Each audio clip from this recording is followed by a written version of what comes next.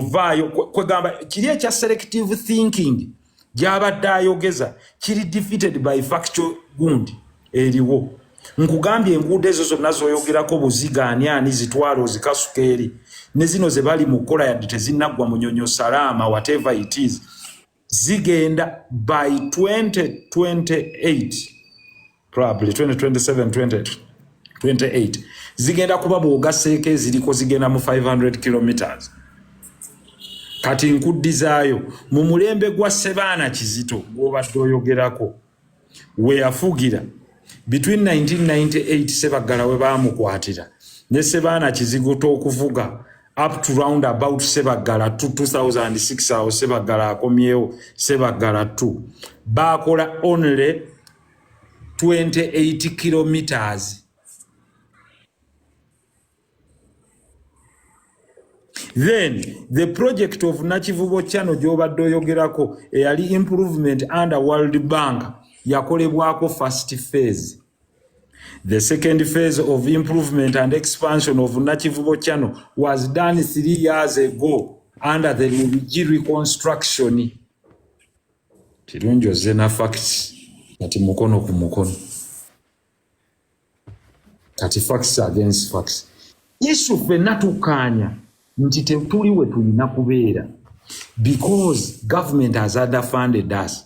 And this is what we've been saying on the floor of parliament. Kyekiri kye nagambye nti if someone coming here to speak has selective thinking and selective nti nze sikuwulirangako sole gwe batompuliranga abalala bampulira terilwe tubeera mu budgetary process ne si pushing for Kampala having in the following. One, to rebuild all our markets.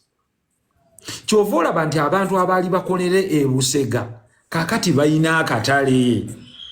Selective thinking agambye tannalaba kikolebwa.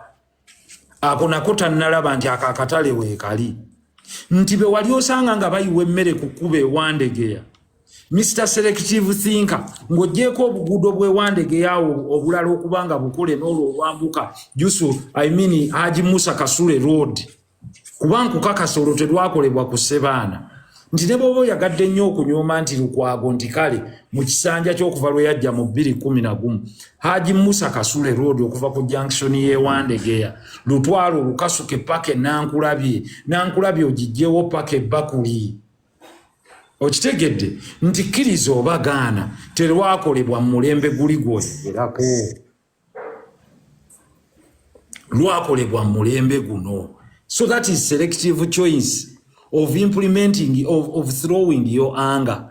N'akatale k'ewandegeya. The misgiving gye twalina was that mu kiseera ekyo walingawo political contest oba mugijjukira nga mukyala waffe yaliwo yali agenda awabula ng'era Museveni agamba ebyo byonna bye tuli mu kukola nze asindise Musisi ndowooza mukijjukira bannange.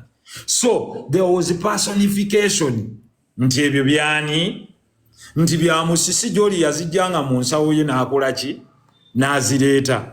No, it was a budget of money being released kubanga ono omuntu president gwe yali aleese yali ayagala okuprovinga nti bwe tututte Kampala mikono gyaffe now we have it forever. So mwekyo kyembadde njagala okumugamba agambye ekya public parks. Public park munange jindako to Patricia just a second. Public park munange eyo gy'ogamba ononsonyiwa yatundibwa kanso ya Haji Aste yali ya Haji Ssebaggala yali ya Ssebaana Kizito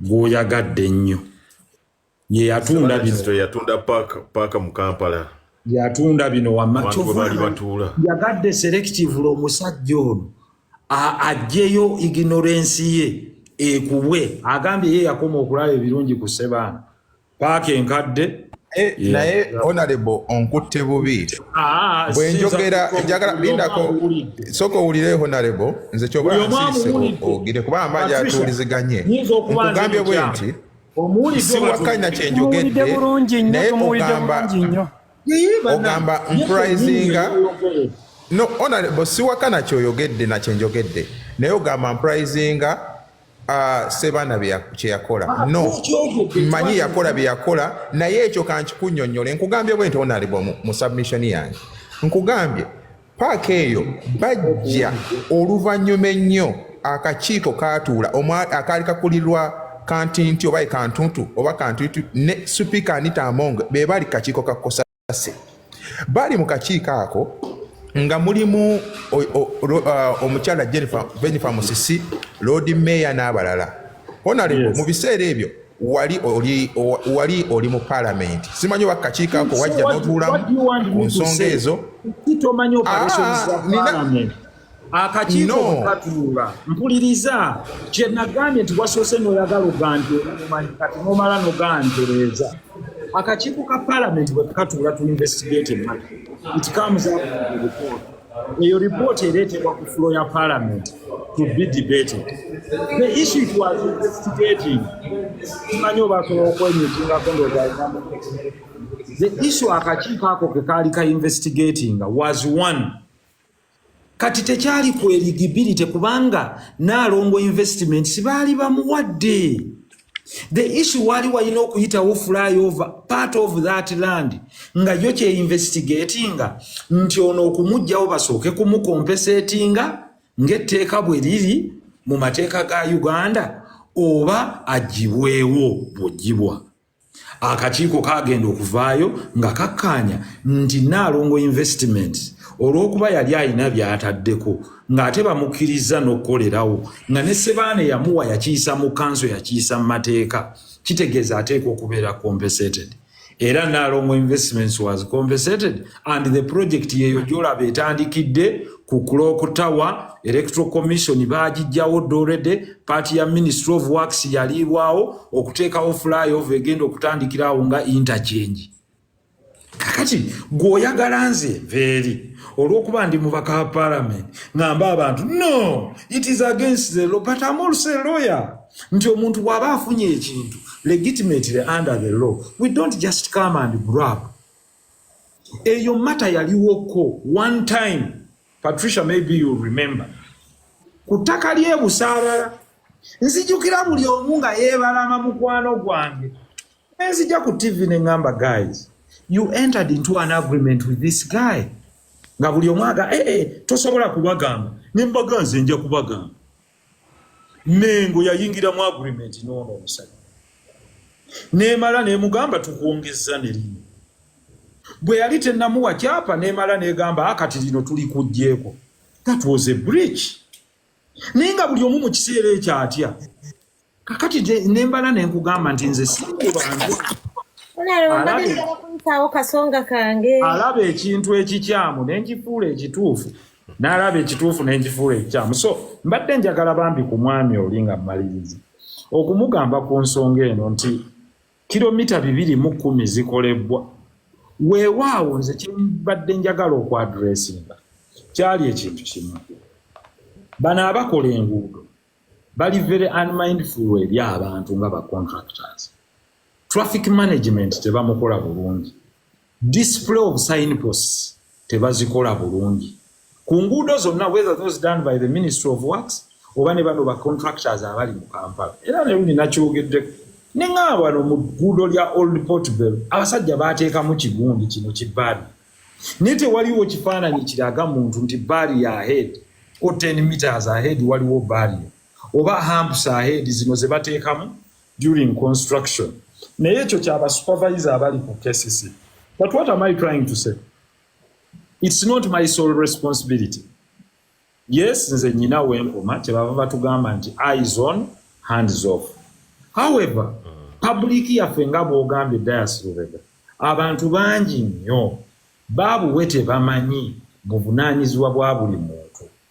Kituufu mu ddwaliro wabaayo akebera omusaayi, ne wabaayo nansi, ne wabaayo akola prescription, n'aguleetera omusawo, ate ye n'akola prescription n'akuwa kino ekirala. Era bwe basanga omusawo mu laabu, baga ate musawo wano mu laabu okolawo ki? Kakati oli kye yabuuzizza ng'abuuza n'aga nti munna bakansala 200 n'ekigwamu bammwe ne bammeeya bammwe ne ku lukiiko lwa Lord Mayor bammwe Obuvunanyizibwa bugwa butya solely omuntu omu. But for me, that's not a problem because I've chosen to interact with the people. Maybe others might not have the luxury okufuna comfort here okujja okuinteractinga n'abantu. That means you listen to me more. Naye kirungi nti nzigeeyo facts nenzireyinga beya. Tweyanzanye tweyanzeke. Yatuuse n'okwogera ku Shimon ye yagabibwa nga Sewungu akyasomesaayo. Leweyo tuveyo kakati. Katono. Yagabibwa mu mwaka gwa Kyogamu ogijjukira. I think you remember about that. Yeah, of course. Twalina Kyogamu. Naye olw'okuba he chose to selectively think and to apportion blame yaga amasomero nga Shimon lyagabwa nga Honorable Mubaka, my friend Sali Mubaka mu 2006 okitegeera naye bambi yali guludi ku kiri wasinze okweyokera kwe kugamba nti ye biralabako ebikolebwa bye bya Sebaana nga waali Katonda amusaasi. Thank you very much, Honorable. Nsabante sekonve. Ndako Katono Bernard bambi kampesewo dakika emu yokka nze yakusoose. Naye nze banange t-shirt yange eno nkunga. Nkunga ngamba gamba nti free Bobby yanga zino t-shirt tugenda zambala wiki yonna mwezi gwonna. Ekibuuzo kyange kijjawo Honorable. Gwenga Honorable wa Kampala. Nga mukwano gwo because kati mu buli category yonna mwengendo kuyisa ogwamu. Gwe MP wa Kampala, kitegeeza gwe MP wa Bob Yanga, gwe MP wa Eddy Mutwe, gwe MP wa Achireo. Gwe oli mukwano gwa CDF. Mulira kamala ekibuuzo kyange. Siri MP wa Bob Yanga weekira. Kati gwe MP wa Eddy Mutwe. Eyo category nenjimala. Oli mukwano gwa CDF. Linda kato ndi MP wa Eddy Mutwe yeye mutuufu abalala boyogedde. Kale. Balina ababaka baabwe. Oli Achireo wa Segona. In fact Eddy Mutwe gwe mutwe omukulu era ke kabuuzo kendeese wano. You're the MP of Eddy Mutwe. Tekikomye olwo oli mukwano gwa CDF ogwatali musango. You're a lawyer. Ate omumanyi. Ndi mukwano gwa CDF. Ndi mukwano gwe naye mumanyi. Kale, perfect.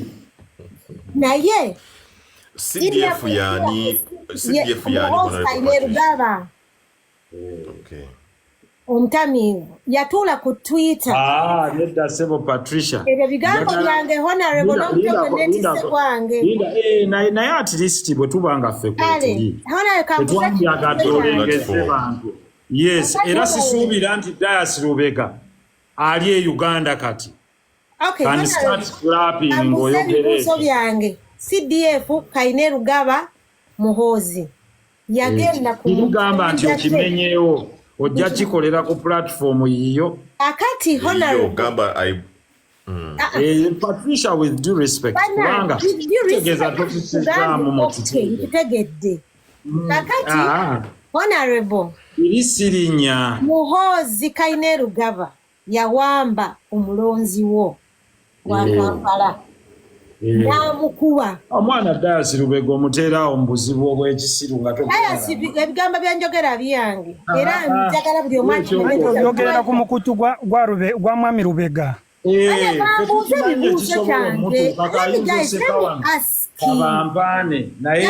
Anti kati n'omulamu ogwabaddeko tegwabadde kukwata bantu oba kubanga babadde babuuza mulimu ki gwa member of parliament. I am asking my Honorable of Kampala because I'm the resident of Kampala, so I'm only asking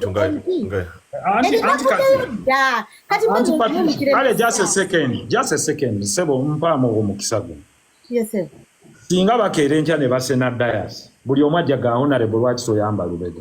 Kale kati Dias tebali naye ng'ekimuviiriddeko numbers n'aleeta Patricia n'ayogera ekintu ekisobola omukubya wano bakajjajja tababaamu mu fake account. But tomorrow this guy is leaving the airport.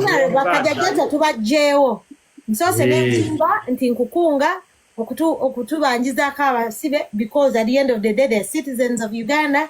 Wangambye yagana kubeera president kitegeeza kikakatako ati eyo nenvaayo nenkubuuza as a lawyer, as an MP of Kampala, MP of Eddy Mutwe, he was arrested. The CDF najja n'atweetinga mulungi nnyo comfortably. Kati as a lawyer, this is where my question comes. How and where and how can we stand up as Ugandans against the torture of a citizen?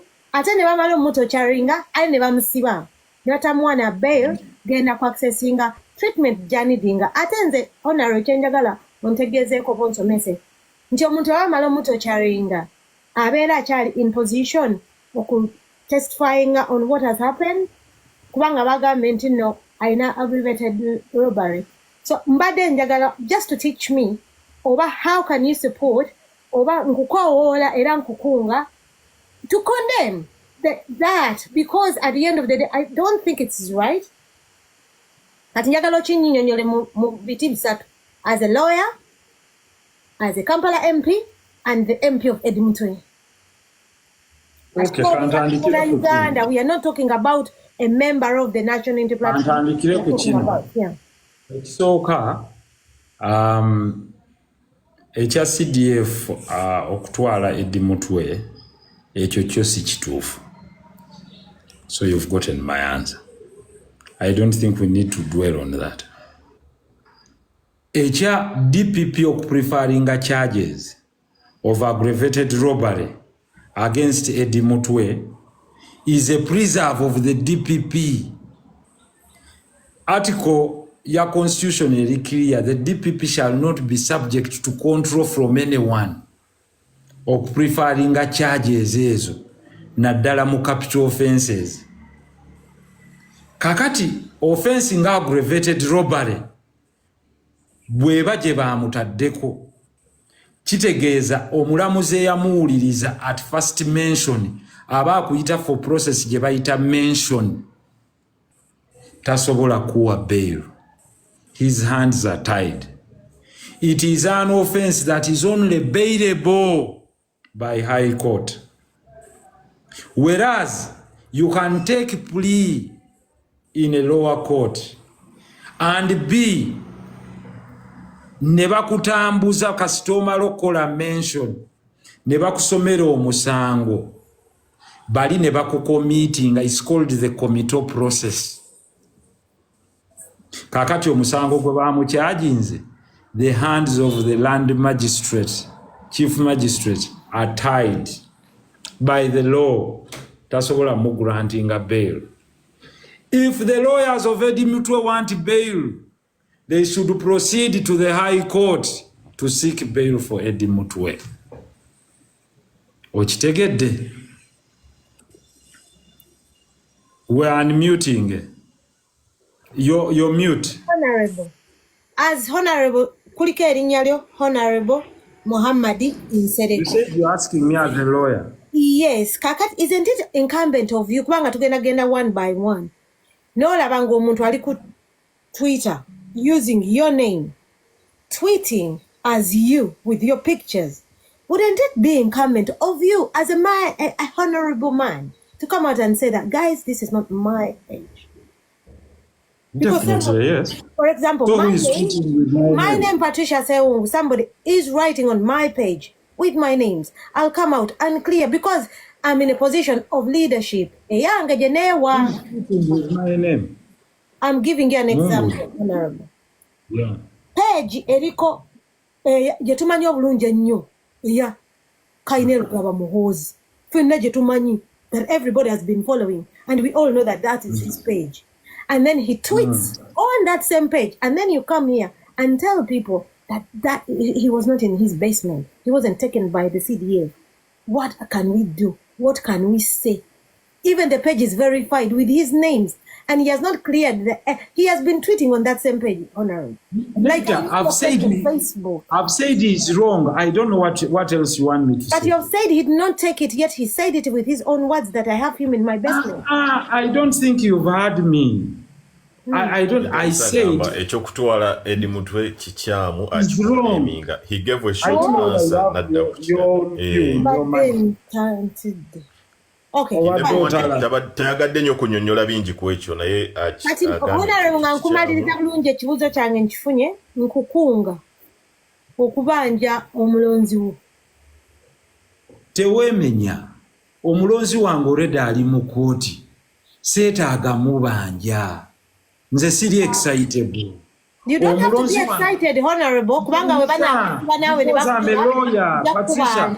Patricia, I'm a lawyer. When someone is before the courts of law, you apply for bail. Okay, chileta ku floor of parliament. You cannot. The case is sub judice.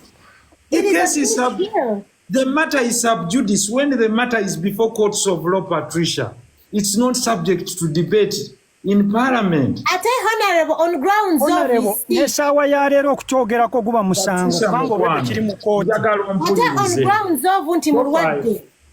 Ne bwoba on grounds nti oli mulwadde njagala owulirize mwannyinaze nze siriwo ku exciting ndiwo to tell you the law. Kitegeeza nze nkuddamu bwe nti Patricia, he is already been arraigned in a civilian court. Kitegeeza tali mbuwambe. Kitegeeza kaakati ali mu kooti ey'abantu. Tali mu military court. The only procedure eriwo is for the lawyers to move ahead and apply for bail. Ye bakyalinzaani. These lawyers are either incompetent oba tebategeera bye bakola. Omuntu kasita bamala okukola mention ne bamusomera mu magistrates court, you're free to apply for bail in high court. And then you give the grounds that the reasons we are applying for bail are the following: A, B, C, D, E. Omuntu singa babadde bakyamusibye eri nga ffenna tetumanyiiyo yonna gy'ali, awo osabira kye tuyita habeas corpus application nti produce this person dead or alive. Ontegedde Patricia? Now this is the law. Now the law is very clear. No, he was tortured. You can only say that in your application for bail. 2, you can only say that in the subsequent case. Nti statement je yakoze bamu extractinzeko evidence by torture. Naye at the moment it is eringa base yasimbudde dda. You can't send Wesule wanse kulinye. No, you either take away bitala ne bigistopinga or you wait at the next stage. Now the stage we have is the stage for mention. Kakati, what you do, because you feel that your client is extremely ill, extremely sick, ngogendo applying for bail in high court. Whereas the case is only mentioned in the lower court and committed, but it's only tried and bailable in the high court.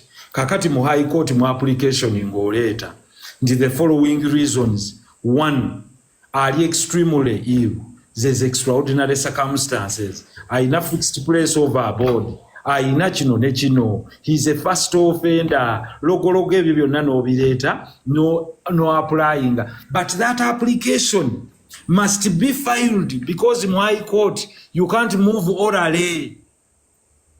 Oyina okuteekayo form application ne wabaawo omulamuzi akuwa ekifo kugamba nti ngenda giwuliriza.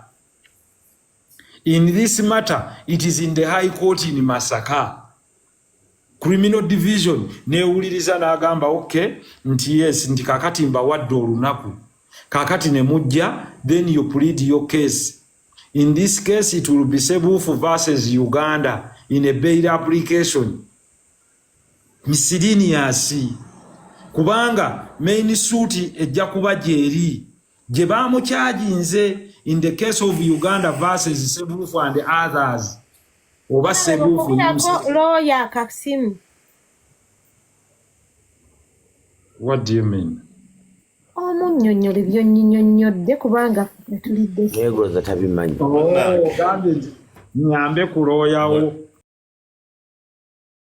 awo tewali buzibu ye bwana nebuuzizaako nja kumuwa procedure because it's the same procedure nga ne mu material just a second nga ne mu material je yayina eya haji nti capital offences whereas mention and committal is done by the lower court, bail and hearing and trial are done by the high court. Kinakasemba honorable kanoka kubuza for my own piece of information to learn.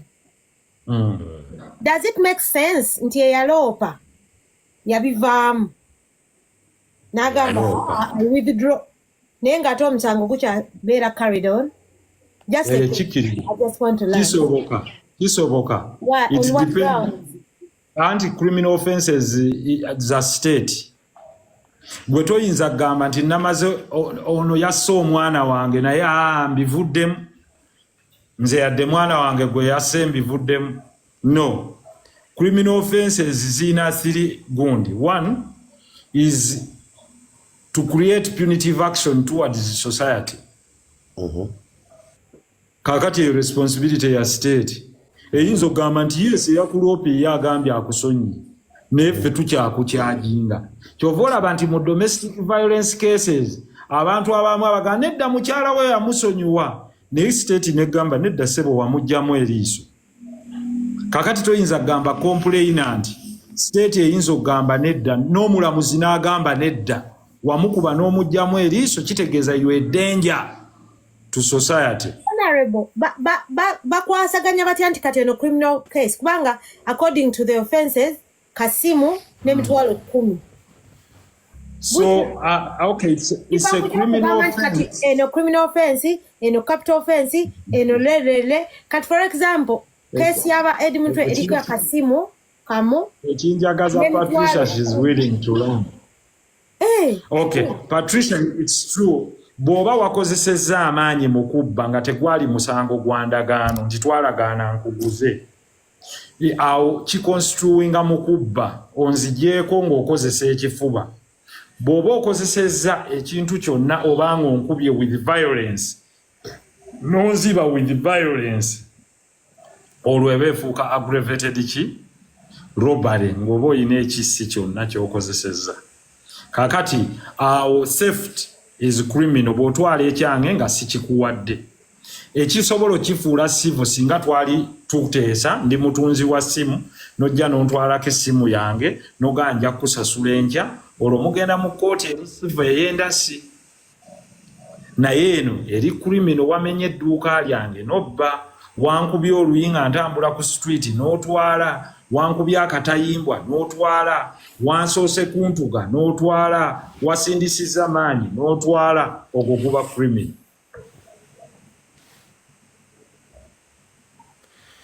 Thank you so much. Patricia Sewungu. Ndanti nkunga mbanja Bob Young.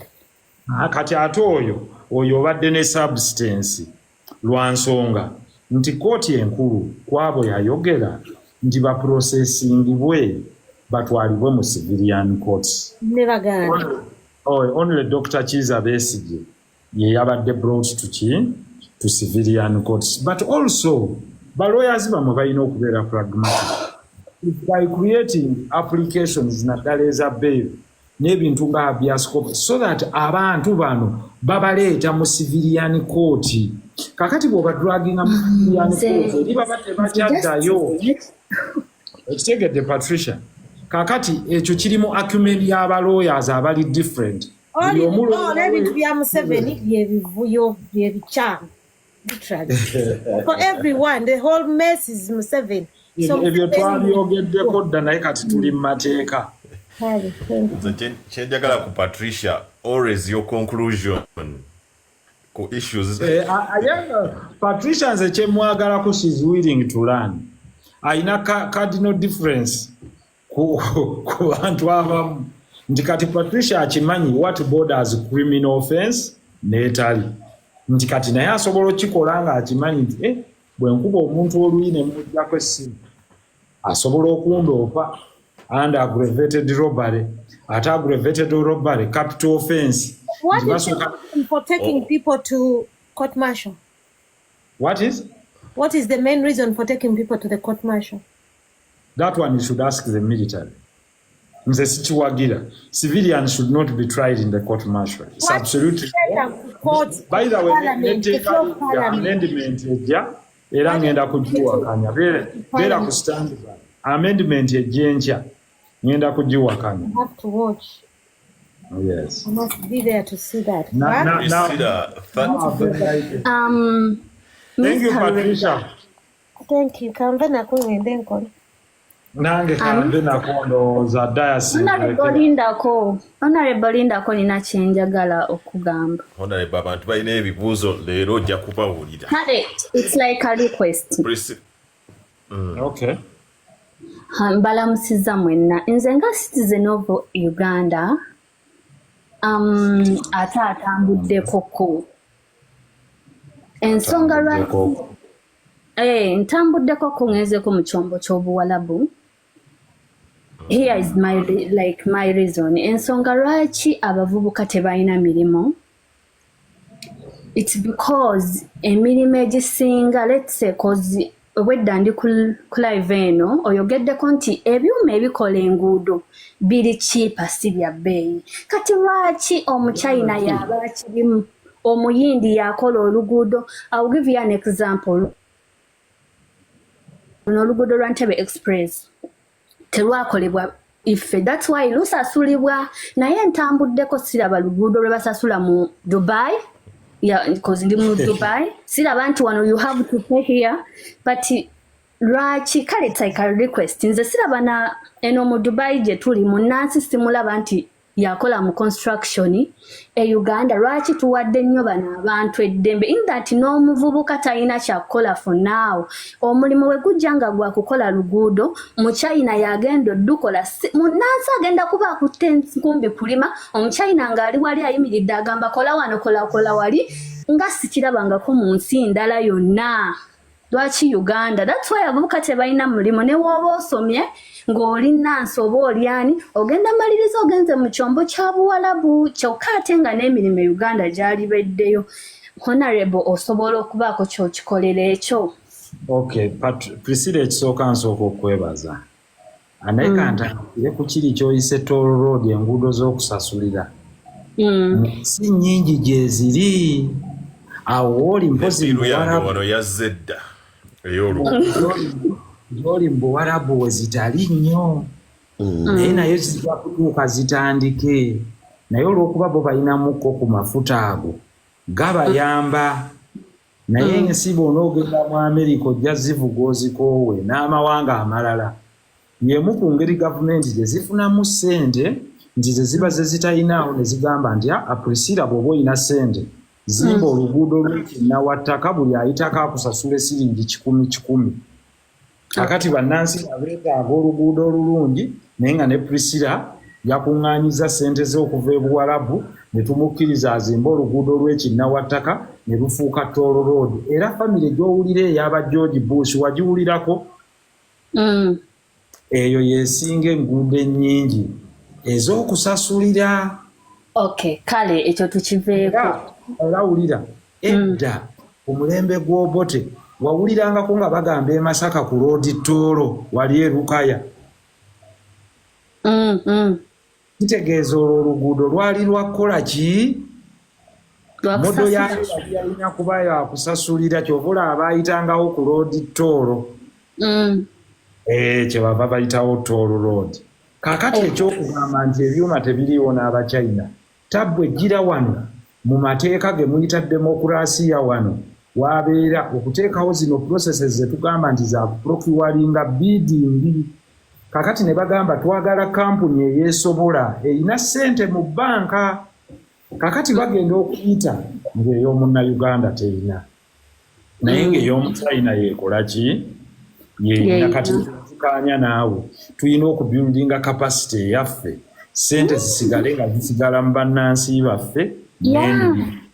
Naye omuchina naye ali ku kyeya akola bwazze China. Ate China togenda sangayo munnauganda akola like bw'ati era ogenda basanga mu kibiina.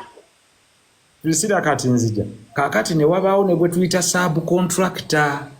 Kakati subcontractor contract bwebanga ya muwarabu ate Dubai aleeta abayindi You know why? Because Priscilla, eyo gye muli buwarabu contract eba ya muwarabu naye n'aleeta sub contract omuyindi mwe n'abakima e Uganda okola ku airport. Kaakati mu byonna ky'ogambye ekyo nkiwagidde naye n'abantu baffe tulina okubawa skills ne capacity. Bwe nnaaba ndi president ekyo ngenda kiteeka mu nkola. Ekyo kikulu nnyo kyekisinga otuluma kitulumira ddala kozi we tujja e Buwalabu tetukola nga banene. Omuwalabu ffe tumukolerera buli kimu. Ogenda sanga omufirika yakuuta toy, omufirika yayoza emmotoka, omuwalabu nga ye ali wali bamukolerera. Ffe waffe tekisoboka kubeerayo nga naffe si mu China yalina buli kisoboka nga nze afuuse president. Awo. Naye ne mu parliament osobola leero kiyisa. Tosobola kiyisiza mu parliament. Honorable. Muwadde answer. Wangi taata genda mu maaso. Nkulamusiza nze kindese kubuuzaako ne mwami Deus ono. Ekyo kikulu nnyo. Bakulabiranga ddala. Amiina. Ate bategeeze nti ndi mu kkubo. Amiina komawo. Nkomawo eka. Mwami Lubenga kulamusiza weewala okulya amatooke. Kyogambye gwe mubuuliza ogambye nti baagala ebirungi naye nga tebamanyi bwe babituukako. Kati mbalaze nze kkubo yabaga nti nze kkubo nze kiggwe pasito. Nze kkubo n'amazima n'obulamu. Nze kkubo n'amazima okutuuka ku ebyo ebirungi bye mwagala. Omala okulaba ekkubo n'ofuna amazima obulamu oba obutuuseeko. Kakati nze ndi wano nammwe mubibuuziza mbibazzeemu nze kkubo. Kakati just kyekiri kye nabadde mbaga nti n'abalala abaagala obukulembeze mubayite mubabuuze. Nashirinze live waneeno naye kasita ba honorable bawulidde nga nedda ne ba president bayite lwaki bo tobayita? Bati akatengo taata wano internet bayita abantu bababuuze. Obuzibu bwa internet nti eri ali consensus nti omubuuze ekintu nga bwe kiti si bye bya radio nti mugenda sooka muteese. Nze nange bw'okireeta bwe kiri kyenva gambye nti n'abalala bayite abantu bababuuze bakasimbagane nabo. Ngenda bayita kubanga honorable abantu babadde n'ebibuuzo wano nenga abantu bakubuuzizza ebibuuzo naate kyenjize mu live y'olwaleero nti Kampala ayina ababaka abalala. Buli we twogera ku Kampala ekijja mu bwongo bwaffe ffenna Honorable Muhammad Nsereko kuba abantu gwe balabake ennyo. Yewuwo ababeerira ssente beebaze.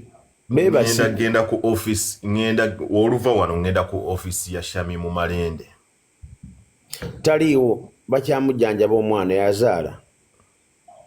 Bakyamujjanjaba. Bamujjanjaba mwana. Ngenda kunoonya ababaka abalala aba Kampala. Kazibwe simanyi gye yabeera gyagenda. Mu parliament lwaki abalala toboogerako? Lwaki mwogera Kazibwe yekka bwe muyeekiriza? Kazibwe amaze kuva olwo yalonda simuulyako ku floor of parliament simanyi oba nze atalaba naye simuulyako ng'ayogedde ekigambo. Jasirika bana mukkirize mbasiibule ssaawa zitaano n'eddakiika 37 akuume Dr. Mondo Sula bulungi. Honorable assalamu alaikum wa rahmatullahi wa barakatuh. Tukweyanza nnyo okubeera wano era wenna abandeese ba honorable abalala. Eggulo twayogedde ku masanyalaze